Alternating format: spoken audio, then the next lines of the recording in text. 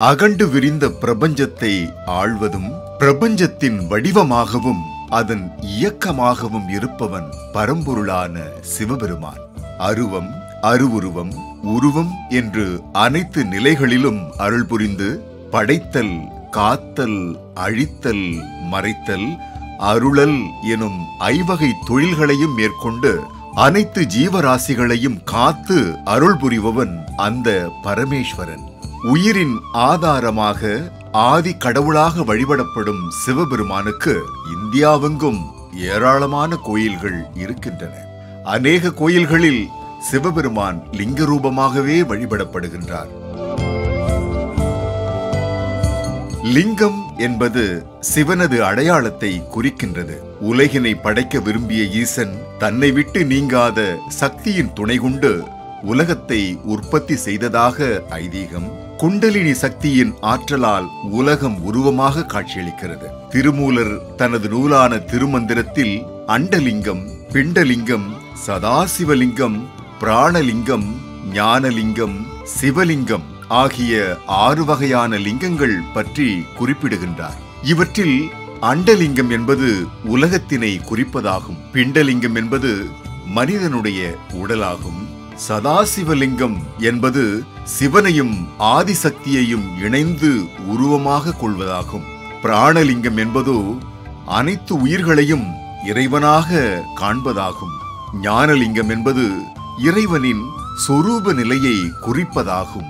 சிவலிங்கம் என்பது என்னவென்றால், லிங்கம் வானத்தை குறிக்கும், ஆவிடை பூமியை குறிக்கும்.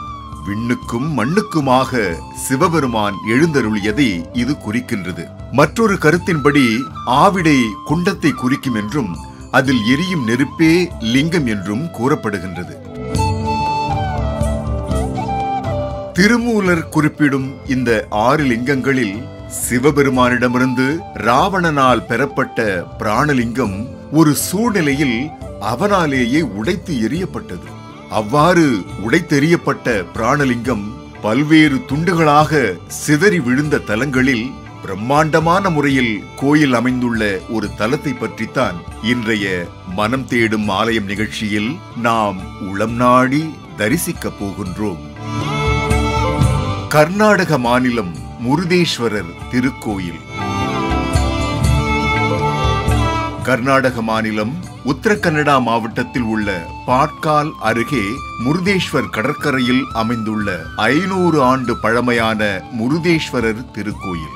இந்த கோயில் 3 பக்கம் கடலால் சூழப்பட்ட கந்துக்கா என்ற சிறிய மலையின் மேல் அமைந்துள்ளது. அண்மை காலமாக இந்திய அளவில் இந்த முருதீஸ்வரர் கோயில் புகழ்பெற்று விளங்குகின்றது. காரணம், இந்த கோயிலின் தனித்துவமும் சுற்றுலா பயணிகளுக்கு ஏற்ற கோவாவை போல உள்ள அழகிய கடற்கரையுமாகும். கடற்கரையை ஒட்டி அமைந்துள்ள இந்த கோயிலுக்கு தினமும் பக்தர்கள் மட்டுமல்லாது ஆயிரக்கணக்கில் சுற்றுலா பயணிகளும் வருகை தருகின்றனர். இங்கு 20 நிலைகள் கொண்ட அழகிய வடிவமைப்புடன் கூடிய ராஜகோபுரம் 237 அடி உயரமானதாகும். இது இந்தியாவிலேயே 2வது உயரமான ராஜகோபுரம் என கூறப்படுகின்றது. இக்கோயிலுக்கு பின்பகுதியில் உலகிலேயே 2வது மிகப்பெரிய சிவன் சிலை 122 அடி உயரத்துடன் மிக பிரம்மாண்டமாய் காட்சியளிக்கின்றது. இந்த முருதீஸ்வரர் கோயிலானது சற்று தாழ்வான இடத்தில் இருந்தாலும் அந்த சுற்று வட்டாரத்தில் எங்கிருந்து பார்த்தாலும் சிவனை தரிசிக்கும் வண்ணம் இக்கோயில் வடிவமைக்கப்பட்டுள்ளது. இந்த 122 அடி உயர சிலையை வடிவமைக்க 2 ஆண்டுகள் ஆனதாம். முருதேஸ்வரர் கோயிலில் சிலை மட்டுமல்லாது கோபுரமும் ஸ்ரீரங்கம் ரங்கநாத சுவாமி கோயில் கோபுரத்தை போன்றே மிகவும் உயரமானதாகும். 20 அடுக்கு கோபுரமான இந்த ராஜகோபுரத்தின் மேல் சென்று சுற்றியுள்ள பகுதிகளையும் முருதேஸ்வரர் சிலையின் மொத்த ரூபத்தையும் காணும் வகையில் லிப்ட் வசதிகள் செய்யப்பட்டுள்ளன. இந்த ராஜகோபுரத்தினுள் நாம் நுழையும் முன்பு நிஜமான யானையை போன்றே தத்ரூபமாக வடிவமைக்கப்பட்ட 2 யானைகள் நம்மை வரவேற்கின்றன. இந்த யானைகளின் முன்பிருந்து ராஜகோபுரத்தை அண்ணாந்து காணும்போது நம்மையும் அறியாமல் நமது உடல் சிலிர்ப்பதை தவிர்க்கவே முடியாது.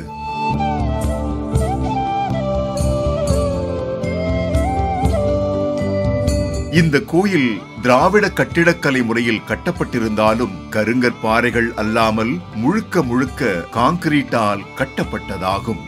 கோபுரத்தின் தரைத்தளத்தில் பக்தர்கள் கோபுரத்தின் உச்சிக்கு செல்வதற்கான கட்டணச்சீட்டு வழங்கும் அறைகளில் பக்தர்கள் நிரம்பி வழிகின்றனர். 20 ரூபாய் செலுத்தி சீட்டை பெற்றுக்கொண்டு லிப்டில் பயணித்தால் 20வது தளத்திற்கு செல்லலாம். உச்சியில் உள்ள அந்த தளத்தின் 4 புறமுள்ள ஜன்னல்கள் வழியே நாம் 4 புறமும் உள்ள காட்சிகளை அங்கிருந்தே கண்டு ரசிக்கலாம். முக்கியமாக முருதேஸ்வரர் சிலை அமைந்துள்ள மேற்கு ஜன்னல் வழியே சுவாமியை கண்டு ரசிக்க பக்தர்கள் நிரம்பி வழிகின்றார்கள். இடது மற்றும் வலது திசைகளில் உள்ள ஜன்னல்களிலிருந்து பார்க்கும்போது அரபிக்கடலின் நீர் விளையாட்டுகள், சீறிப்பாயும் படகுகள் கண்கொள்ளா காட்சி அளிக்கின்றது. ராஜகோபுரத்தின் முன்பக்கம் விரிந்து கிடக்கும் அப்பகுதியில் உள்ள வீதிகள் மற்றும் கடைகள் காட்சியளிக்கின்றன. ராஜகோபுரத்தின் மேலிருந்து அனைத்து இடங்களையும் கண்டு ரசித்த பின்பு அடுத்ததாக முருதேஸ்வரர் கோயிலை கண்டு தரிசிக்க நாம் செல்லலாம். அதற்கு முன்பாக ஒரு புராண கதையை நாம் தெரிந்து கொள்வோம். பிராணலிங்கத்தை இலங்கைக்கு கொண்டு செல்ல கையிலை மலையில் ராவணன் தவம் இருந்தான். அதை கொண்டு சென்றால் தேவர்கள் செயலிழந்து போவார்கள் என்பதால் நாரதர் இந்திரனிடம் முறையிட்டார். இந்திரன் இது பற்றி சிவபெருமானிடம் முறையிட செல்வதற்குள் ராவணன் அந்த லிங்கத்தை சிவபெருமானிடம் கேட்டு பெற்றுவிட்டார். சிவபெருமானோ பிராணலிங்கத்தை ராவணனிடம் கொடுத்து இந்த லிங்கத்தை தரையில் வைக்கக்கூடாது எனவும், அவ்வாறு வைத்தால் அங்கிருந்து அந்த லிங்கத்தை எடுக்க முடியாது, எனவே நேராக இலங்கைக்கு எடுத்துச் செல் என்று நிபந்தனை விதித்தார் சிவபெருமான். இதனிடையில் பிராணலிங்கத்தை கைப்பற்றி தருமாறு விநாயக பெருமானிடம் தேவர்கள் முறையிட்டார்கள். அதன்படி மகாவிஷ்ணுவுடன் சேர்ந்து பிராணலிங்கத்தை ராவணன் இலங்கைக்கு கொண்டு செல்லாதபடி தடுப்பதற்காக விநாயகர் திட்டமிட்டார். ராவணன் சந்தியாவந்தனம் செய்ய தவறமாட்டான் என்பது மகாவிஷ்ணுவுக்கு தெரியும். இதை பயன்படுத்தி அவன் இலங்கை சென்று சேர்வதற்குள் தன் சக்கரத்தை பூமிக்கும் வானத்திற்கும் இடையில் நிறுத்தினார் மகாவிஷ்ணு. இதையடுத்து இருள் கவ்வத் தொடங்கியது. அந்த இருளை மாலை நேரம் என நம்பிய ராவணன் சந்தியாவந்தனம் செய்ய முடிவு செய்தான். அப்போது அங்கே மாடு மேய்க்கும் சிறுவன் வேடத்தில் வந்தார் விநாயக பெருமான். அவரிடம், இந்த லிங்கத்தை கையில் வைத்துக்கொள், நான் சந்தியாவந்தனம் முடித்து வரும் வரை கீழே வைத்து விடாதே என்றான் ராவணன்.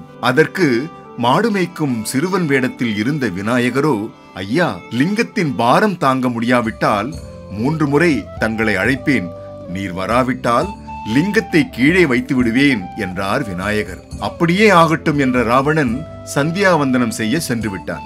விநாயகரோ பிராணலிங்கத்தை சுமந்து நின்று கொண்டிருந்தார்.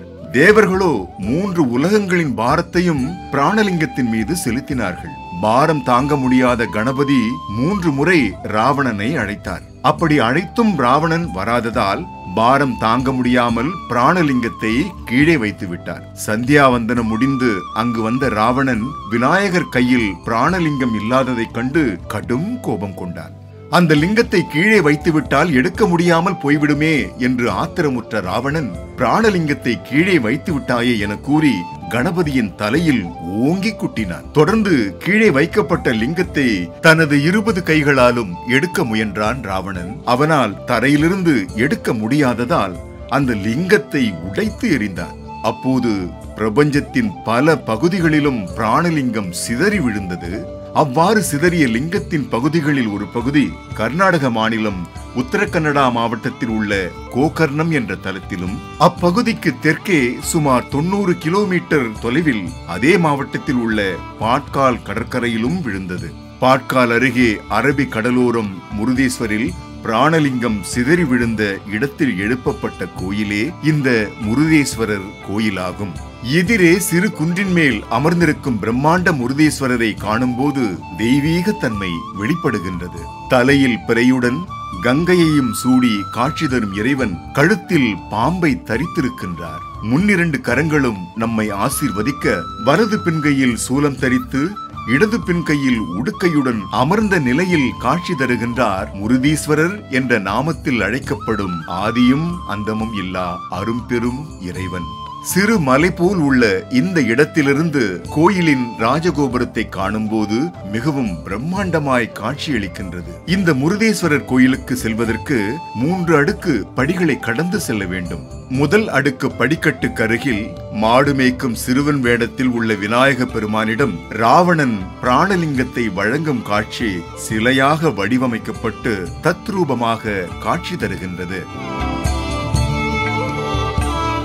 2ஆம் அடுக்கு படிக்கட்டு ஏறிச் சென்றால் முருதேஸ்வரர் சிலைக்கு முன்பாக உயரமான பீடத்தில் மிக பிரம்மாண்டமான நந்தி தேவர் சிலை அமைந்துள்ளது.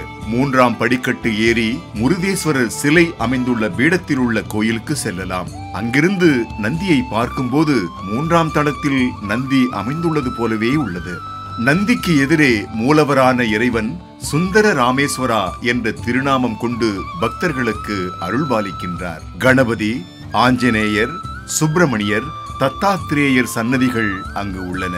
பிரம்மாண்ட முருதீஸ்வரர் சிலையின் பீடத்தின் அடியில் உள்ள மற்றொரு கோயிலில் ராவணன் தவமிருந்து பிராணலிங்கத்தை சிவபெருமானிடம் பெற்றது முதல் தேவர்களின் வேண்டுகோளுக்கிணங்க விநாயக பெருமான் சூழ்ச்சி செய்து ராவணன் சந்தியாவந்தனம் செய்த வேளையில் பிராணலிங்கத்தை முருதேஸ்வரில் இறக்கி வைக்க வெகுண்டெழுந்த ராவணன் அந்த லிங்கத்தை உடைத்து விநாயகரின் தலையை குட்டுவது வரை தத்ரூபமாக காட்சிப்படுத்தப்பட்டுள்ளன. இப்போதிருக்கும் பிரம்மாண்ட முருதேஸ்வரர் சிலைக்கு கீழே இக்கோயிலின் மூலவர் மிர்தேஷலிங்கம் என்ற உடைந்த பிராணலிங்கத்தின் ஒரு பகுதி இருப்பதாக பக்தர்களால் நம்பப்படுகிறது.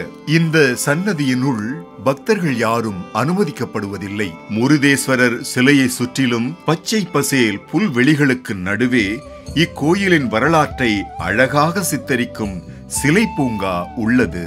இங்கு மகாபாரதத்தில் வரும் கிருஷ்ணர் மற்றும் அர்ஜுனன் சிலைகளுடன் சூரியன் சிலையும் இங்கு எழிலுடன் காணப்படுகின்றது.